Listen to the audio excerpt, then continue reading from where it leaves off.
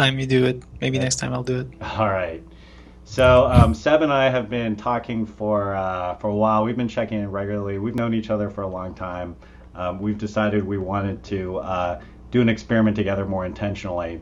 The experiment we decided to do was to, for the next 4 weeks, have basically conversations, and just see what comes out of those conversations, and to share whatever happens. So as a way of sharing what happens in the interim, we're going to basically record these short videos at the end of each call, and we're going to share what Seb describes as our jazz handy moments. So, Seb, would you like to share what your jazz handy moment was from this call today? Yes, my jazz hands moment from today is about the limits to inclusion.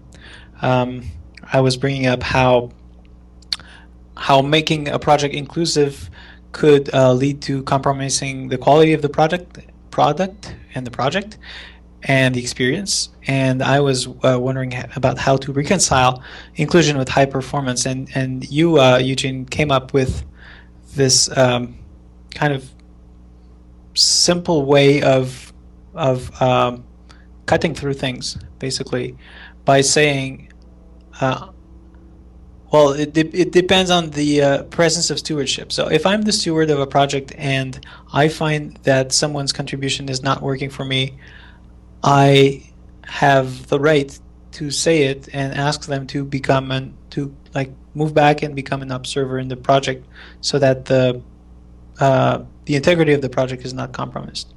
And it doesn't mean that I'm saying that this work is not good, that their work is not good, but you're just making a subjective statement that this is not working for you, and that um, it's best for the project if they step back.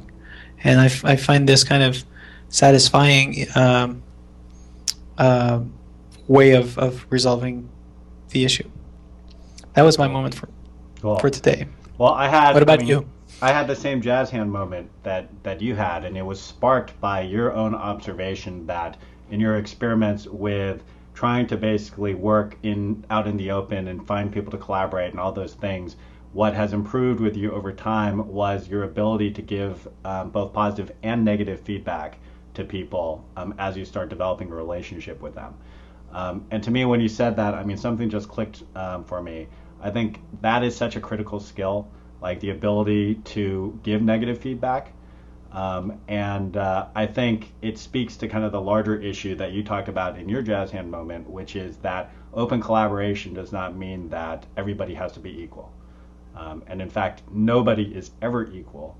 You want to try and consider equity, but I think it's complex about how that happens. And at the end of the day, part of what makes a group experience valuable is the individual experience as well. And that means defining boundaries for yourself, and that means being able to navigate those boundaries.